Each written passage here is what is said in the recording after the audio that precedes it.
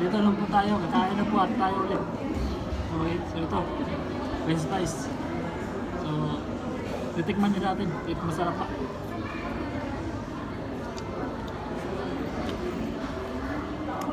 Masarap. Okay yung lasa.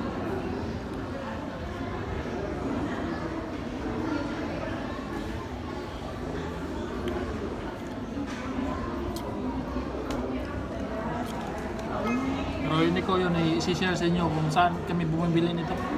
Kasi hindi yun connection sa akin. Wala po akong mapapala. So ganun po yun. Tama? So dito po. Kaya ba tayo?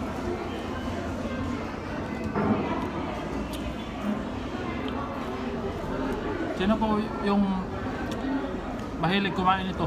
French fries. Comment po kayo. Kumakain ba kayo nito? Kasi ako dati hindi ako mahilig kumain ko eh. Kasi hindi ako hindi ko yung feel yung lasa ng potato. Kasi kamote lang yung kinakain ko dati. Kaya hindi ako mahilig nito. Ngayon lang ako kumakain. Kasi ngayon lang kasi nakabili.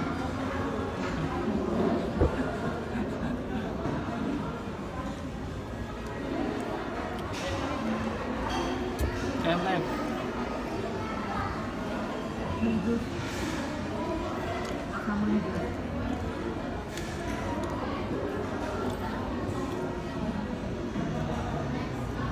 Ito pala yung palaging ilalagay ng mga kapag kumakain kasi ng Jollibee, kasi karamihan kasi meron talaga nito sasali nila sa kanilang pagkain. Hindi ko yun naintindihan dati. Kuwan pala ito, tinatawag itong para pang patanggal ng bigli sa Bisaya pa. Ano pala yun? Kaya na yun.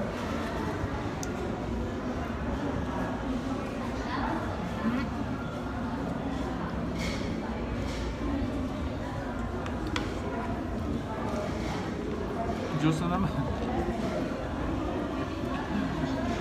Ito, juice na naman. Pang patulak kasi alam niya parang kapit sa lalamunan. Kaya itulak na din.